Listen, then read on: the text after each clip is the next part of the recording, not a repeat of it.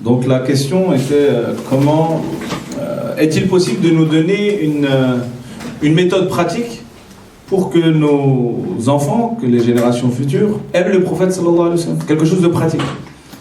Alors le cheikh a répondu et il a dit il a ici un travail qui a pris 7 ans. Il a travaillé pendant 7 ans, donc avec des spécialistes de la vie du prophète sallallahu alayhi wa sallam comme lui, avec des médecins et avec des spécialistes de l'éducation. Donc tout cela ont travaillé ensemble pendant 7 ans pour arriver à la réponse que vous désirez.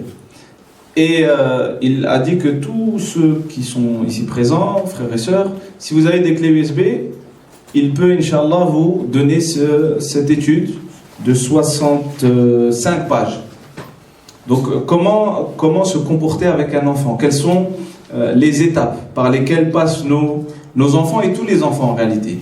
Donc il dit de manière très concise que l'enfant passe par 3 étapes principales. La première, c'est de la naissance jusqu'à 2 ans. À ce moment-là, il faut se fixer sur l'amour et l'affection. Et faire passer à nos enfants un maximum d'amour et d'affection. Ensuite, la deuxième étape, de 2 ans à 7 ans, c'est là que nous allons implanter, le terme n'est pas bon, nous allons semer la croyance dans le cœur de nos jeunes, mais avec un langage qu'ils comprennent, en leur disant ferme tes yeux par exemple, puis ouvre-les. Tu vois, avec cet œil-là, tu peux voir toutes les couleurs, tu peux voir proche, loin, tu n'as pas besoin de faire un zoom, tu n'as pas besoin de changer, avec des mots qui sont très doux, très simples, pardon. Lui faire prendre conscience qu'Allah Azza wa Jal existe. Et durant cette période, il dit qu'il faut parler à nos enfants d'Allah Azza wa Jal, mais de ce qu'on appelle en arabe sifat al-jamal, les qualités liées à la beauté d'Allah Azza wa Jal. Parler à nos enfants de sa miséricorde, parler à nos enfants de la générosité d'Allah Azza wa Jal, parler à nos enfants que c'est Allah Azza wa Jal qui pourvoit à nos besoins. Il dit qu'ils sont unanimes, donc cette équipe de travail, pour dire qu'avant l'âge de 7 ans, il ne faut jamais parler à l'enfant du châtiment. Allah Azza wa Jal est dur en châtiment, c'est une réalité. Mais avant 7 ans, parce qu'il y a un côté scientifique, avant 7 ans, l'enfant, il ne faut pas lui parler de ça. Il ne faut pas lui parler de l'enfer. Nous ne sommes pas en train de dire nous enlevons, parce que certains frères pourraient dire oui, mais vous faites un tri dans la croyance. Non. Nous allons parler de toute la croyance, mais il y a une étape. Il y a des étapes. Et il dit qu'à cet âge-là, il faut utiliser tous les moyens.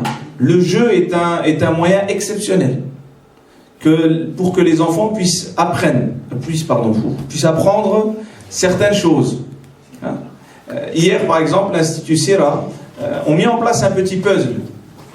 Mais beaucoup de gens l'ont acheté, même lui qui en voulait un pour un membre de sa famille n'a pas pu en avoir un. Ils ont mis en place un puzzle. Moi personnellement, je l'ai pris dès le matin, j'en ai pris un dès le matin. Et alhamdoulilah, je suis très content, car le soir, quand je l'ai donné à mes enfants, ils étaient très contents. C'est un puzzle, ils jouent, ce sont des enfants. Mais ils jouent et ils apprennent. La hijra du prophète sallallahu alayhi wa sallam.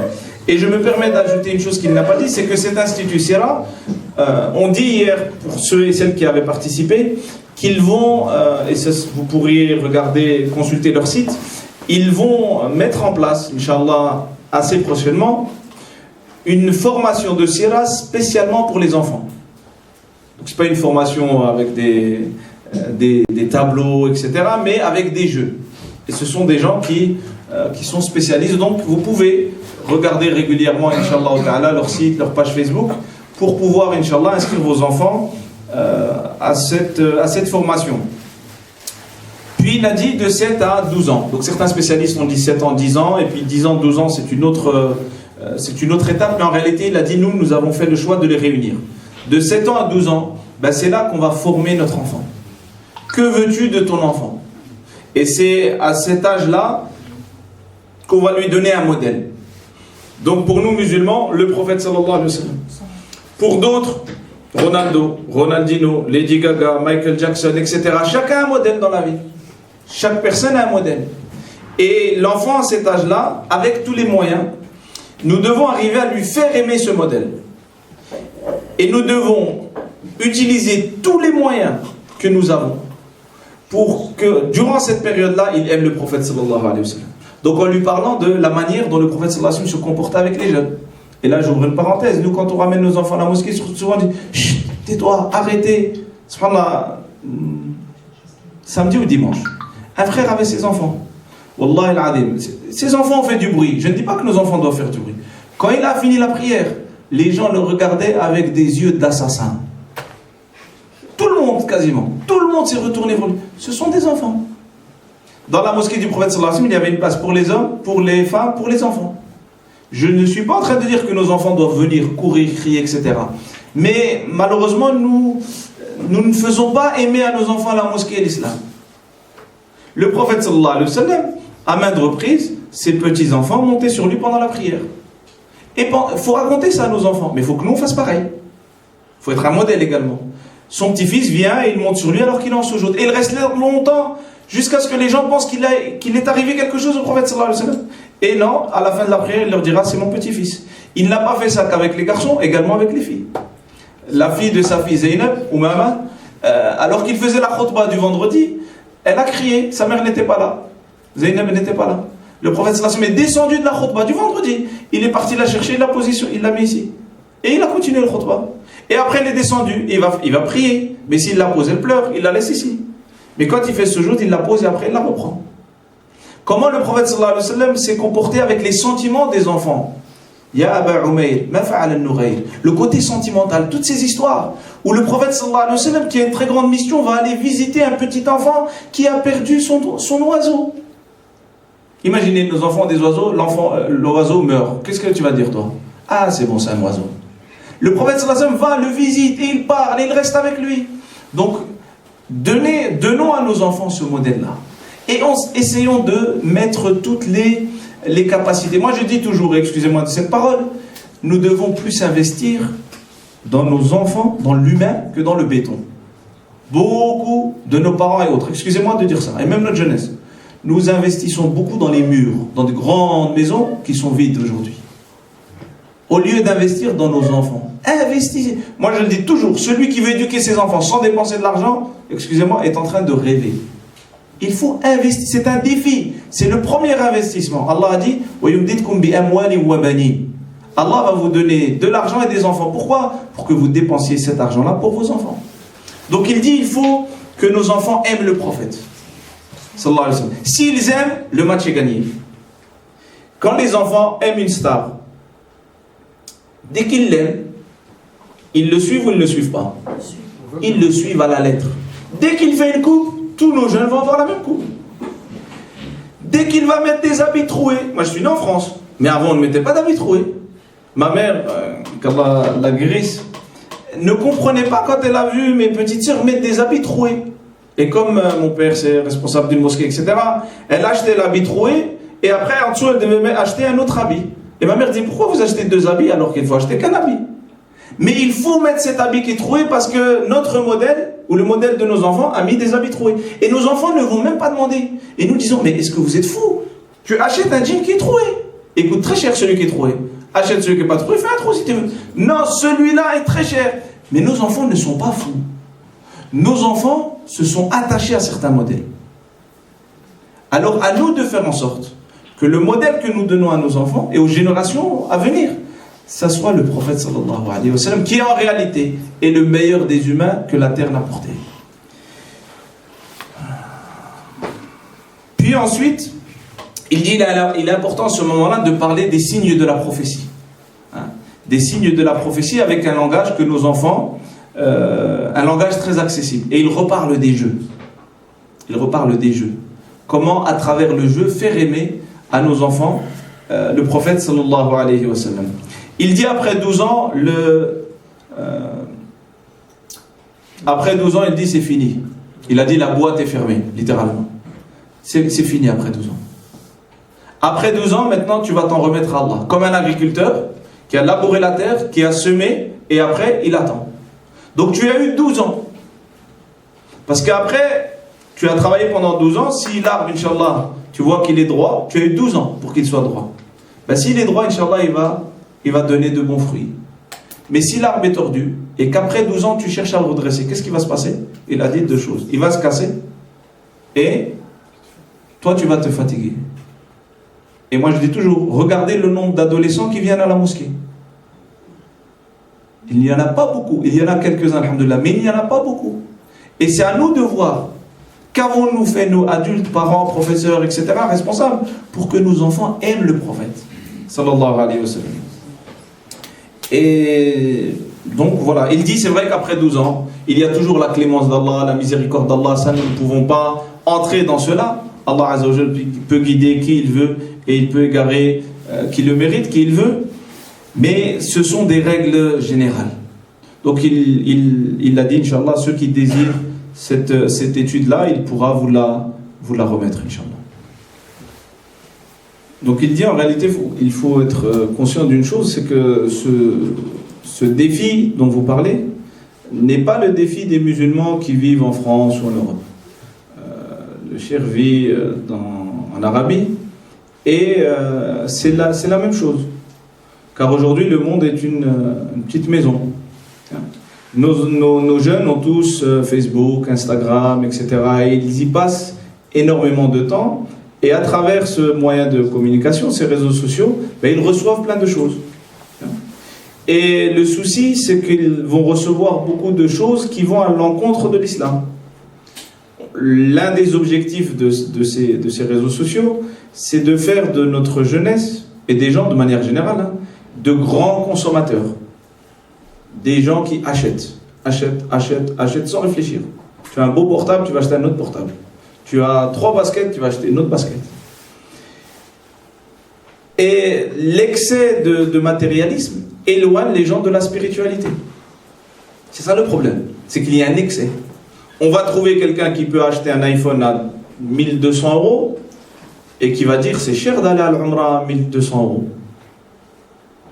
Donc cet excès dans le matérialisme va éloigner, et cela est voulu parce qu'il y a des gens qui travaillent derrière, qui ont des sociétés, il faut les faire tourner, ces sociétés. Donc on va utiliser ce moyen pour que les gens deviennent de grands consommateurs. Également, on va pousser les gens à répondre sans réfléchir à toutes les passions et à accepter toutes les ambiguïtés, sans prendre le temps de faire des recherches scientifiques dignes de ce nom. Donc maintenant, nous avons en réalité un défi. Un défi en tant que parents, éducateurs, professeurs, responsables, et même les jeunes, vous avez un défi. Parce que c'est de vous qu'on parle. Vous êtes dans ce défi-là. Vous vivez avec, à une certaine époque, c'est normal, il ne faut pas être isolé, il ne faut pas chercher à vivre en dehors de son temps, mais il faut utiliser ces outils-là de la bonne manière. Moi, je donne toujours l'exemple de la bibliothèque. Avoir une belle bibliothèque à la maison coûte très cher. Aujourd'hui, grâce à Internet, tu peux avoir accès à des milliers de livres sans débourser un seul euro. La seule chose que tu vas payer, c'est peut-être 10 € pour ton abonnement téléphonique. Donc, comment utiliser ces outils-là d'une bonne manière, pour que ces outils-là, qui existent aujourd'hui, qui sont le fruit d'efforts de scientifiques, cette technologie, comment cette technologie va nous permettre de faire des bonnes choses. Vous voyez bien que le docteur a un PC, et il a utilisé, alhamdoulilah, pour des bonnes choses. Alors il a cité trois choses qui s'adressent surtout aux parents, mais également aux jeunes, mais surtout aux parents et aux responsables. La première des choses, c'est qu'il faut al-muraqaba, il faut qu'il y ait une observation continue et sage de la vie de ton enfant. Il dit, le docteur, il m'est arrivé de demander à quelqu'un, oh, ton fils a grandi, il est en quelle classe? Il dit, oh, je ne sais plus. Je ne sais plus, il est en quelle classe? Puis il appelle son fils. Tu es il dit 5e ou 6e année. On dirait, nous, tu es en CP ou CE1. Quelqu'un qui ne sait pas son fils dans quelle classe, ou sa fille dans quelle classe il est. Est-ce qu'on peut attendre de ce frère-là ou de cette sœur-là beaucoup de choses? Cette même personne a peut-être chez lui un chien, ou un chat, ou une plante, qu'il contrôlera tous les jours. Il va aller voir son chat, parce qu'il n'a pas besoin de quelque chose, et qu'il ne faut pas changer la litière. Il va contrôler la plante, si la plante a besoin d'air, si elle a besoin d'eau. Mais qui est le plus important, un chat ou ton enfant? Faites attention à ce que vous direz, des associations des animaux. Mais ton enfant est plus important. L'islam d'ailleurs nous a donné le droit, nous a enseigné le droit des enfants, des parents, des hommes, des femmes, des musulmans, des non-musulmans, et même le droit des animaux. Et le prophète sallallahu alayhi wa sallam était une miséricorde, même pour les animaux. Mais tes enfants, tu dois veiller à ce qui se passe dans leur vie. Ça, c'est la première chose. La deuxième, c'est que tu dois vivre avec tes enfants. Ne demande pas à ton fils ou à ta fille de vivre, et ça c'est ma parenthèse, de vivre comme ta mère au bled. Parce que même toi, tu t'es sauvé du bled et tu es venu vivre ici. Et eux sont nés ici. Et ça, c'est un souci. Quand tu demandes, et selon certains ulama, c'est une injustice. Et il y avait un compagnon, Ali, radiallahu anhu, si ma mémoire est bonne, qui disait: ne sois pas injuste envers ton enfant en lui demandant de vivre à ton époque. Car c'est Allah qui l'a créé pour une autre époque. Donc lui, il dit, à titre d'exemple, il n'avait pas Facebook. Il n'avait pas de compte Facebook. Quand son fils a eu un compte Facebook, il a ouvert un compte Facebook. Il n'avait pas de compte Twitter. Quand sa fille a eu un compte Twitter, il a ouvert un compte Twitter. Pourquoi? Pour qu'il puisse parler avec ses enfants d'un même langage. Toi, tes enfants sont connectés sur Facebook, Twitter, et toi, tu lui dis encore: oui, au bled, on n'avait pas l'électricité. Pour eux, tu parles chinois. Donc ils vont dire: nos parents, c'est des blédards, ils sont arriérés, ils sont dans une planète. Maintenant, toi, tu as Twitter comme lui, tu as Facebook, tu peux lui envoyer des choses, tu peux lui envoyer des liens. Et tu peux savoir ce que ton fils, qu'est-ce qui l'intéresse. Et tu peux maintenant parler avec lui. Et au lieu qu'il y ait une friction et un choc des générations, il va y avoir un dialogue qui va s'installer à la maison. Tu penses quoi de tel sujet? Tu penses quoi de ça? Tu penses quoi de telle publication? Et là, vu que tu vas parler avec tes enfants le même langage, ils vont t'écouter. Et étant donné qu'ils vont t'écouter, tu pourras, toi, leur apporter de bons conseils. Et il dit: il ne faut jamais être contre des choses qui sont permises, car tout ce que nous avons cité, ce sont des outils. Et ces outils sont permis. C'est-à-dire, si on les utilise pour le bien, ça sera une bonne chose, et si on l'utilise pour le mal, ça sera une mauvaise chose. Mais la base, c'est que c'est permis. Donc il ne faut jamais chercher à interdire une chose que la législation islamique n'a pas interdit. C'est permis. Maintenant, à nous de donner à nos générations futures, à nos jeunes, cet état d'esprit, ce recul, cet esprit critique, pour prendre ce qui est bon et délaisser ce qui est mauvais. Puis enfin, la troisième des choses, c'est de faire ressentir à tes enfants que tu les aimes. Tu as plusieurs enfants, les enfants sont différents. Chacun aime une chose qui est différente de l'autre.